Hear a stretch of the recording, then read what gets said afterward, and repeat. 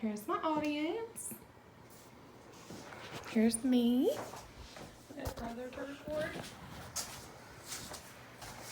All right, good evening, everyone. I'm Stephanie, and this is my persuasive speech. I'm here to talk to you tonight about trophy hunting. My speech is called The Lion and the Lamb, and can't wait to get started. I'm going to take you inside the world of trophy hunting. Here, I'm going to let you know what it consists of, what they feel, what both sides opposing and for feel when and about trophy hunting. During prehistoric times, we used hunting that we know of for food and survival.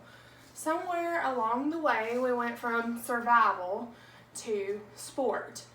And now, vainly, we murder these majestic, beautiful animals like lions, tigers, leopards, elephants, and the list goes on, for their skin, their meat, their manes, and the list could go on there as to why people murder them for trophy. Here I will be discussing the Big Five. The Big Five is the top hunted animals. In Africa, the lion, buffalo, rhino, leopard, and elephants are the top 5 hunted and most attracting animals. People want them for their manes, tusks, and horns, actually, for here. This is hunted mainly for its meat and skin. The downfall of the Big Five. What people do not realize is they are very rare. So the chance to get to hunt one of these beasts is upwards of 50,000 or more. People pay a lot of money to hunt them because they are so rare. They are the most hunted animal in Africa. Again, pay a lot of money to tag these animals. They are the hardest and most difficult animal to even encounter. And because they are so hunted, they have actually, most of them, been put on the endangered or critically endangered list. Here recently, President Trump lifted a sanction protecting them, and now Americans can bring in their trophies, a lot more of them, elephants and lions specifically, but now Americans can go and bring in as much as they want pretty much.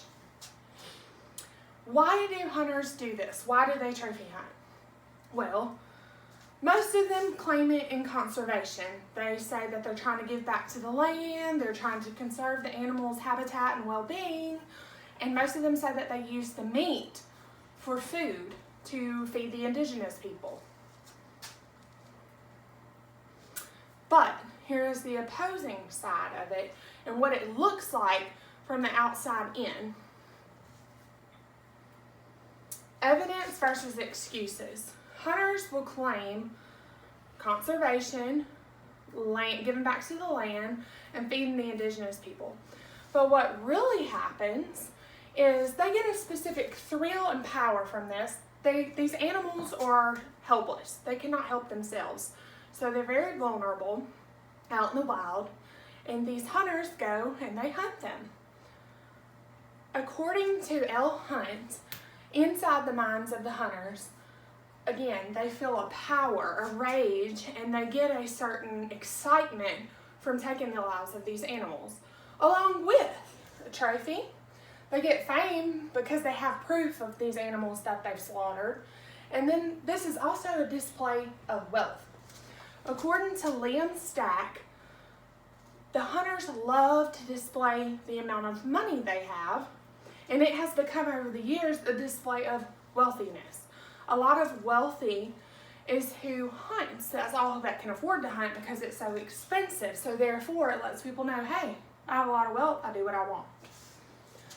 The facts also say that they have found the food never even makes it to the poor people. A lot of times that is fabricated. Money ends up going to the hunting clubs and making the hunting clubs more lavish, never conserving the animals area. The animals get put on an endangered or extinct list even, instead of being conserved. And the land becomes modernized and destroyed for buildings and businesses, and there's no more land there. Cecil the Lion. Cecil the Lion is a very famous case. In 2015, an American dentist, Lambert, went to Zimbabwe, and Cecil lived in Zimbabwe in a national park. He was protected, well known, and a big attraction for that national park. People loved to come see Cecil. What he didn't know was he had a tracker collar on from the University of Oxford, and Cecil was a research project. They were monitoring him and just seeing what he did in daily life and how he handled life. He shot Cecil with an arrow.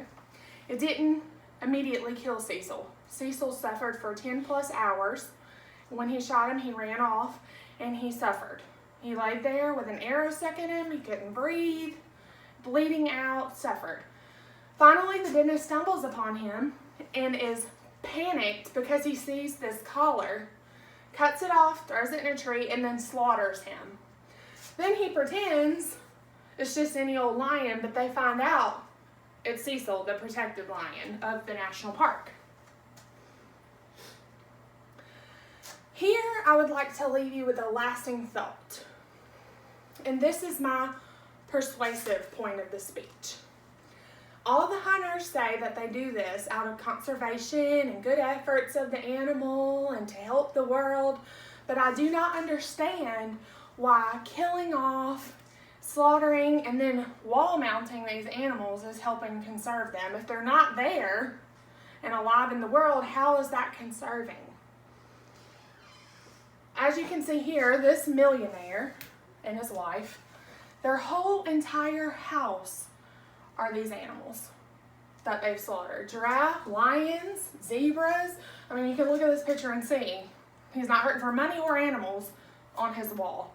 And I just do not understand why people get joy out of killing these beautiful animals. Have you ever went to the zoo and walked around the zoo and imagine killing a lion, a tiger, a bear? I just don't understand the point behind it, and I don't understand where it helps the world. Here, I'd like to leave you with a Jeffrey Flocking quote. He is also one of my men that I sourced throughout the previous slides. He is strongly against trophy hunting. And then what it says here, I really take to heart. It says, the best message for concerned citizens can send to these majestic and imperial animals is worth more alive and thriving in the wild than dead trophies mounted and hung on the wall. And I strongly believe in that. Like I put babies, I see that there's babies and all these except this one, but I cannot imagine someone going out into the wild and thinking it's okay to walk up on something just living its life and slaughter it. And half the time with these, the babies are left behind with no mother, no father, or even they'll kill the babies, they don't care. Because they want a selfie, they want a trophy, and they want proof. But is there something that we can do that doesn't involve the slaughtering? Can they not just contribute with money without slaughtering them? That's what I would like to persuade people to do.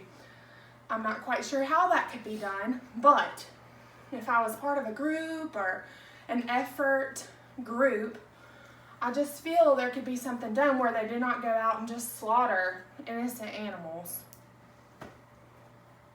Here are my sources.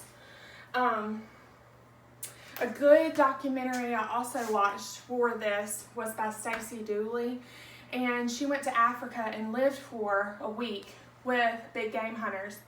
And what she found was astounding, and it was they felt they were conserving, but if they didn't trophy hunt, that the world would end. I don't understand that logic. And these are just questions that I have, and it'll probably always be a mystery for trophy hunting because there's going to be people that always like it and there's going to be people that always do not like it. Personally, I do not. I don't see the point in it. And I feel like there's things we could do to help these animals and help the world that didn't involve the slaughtering of them to put on a wall. If you have any questions or concerns, you can message me, or any thoughts about this, you can let me know, and I appreciate you watching. Thank you.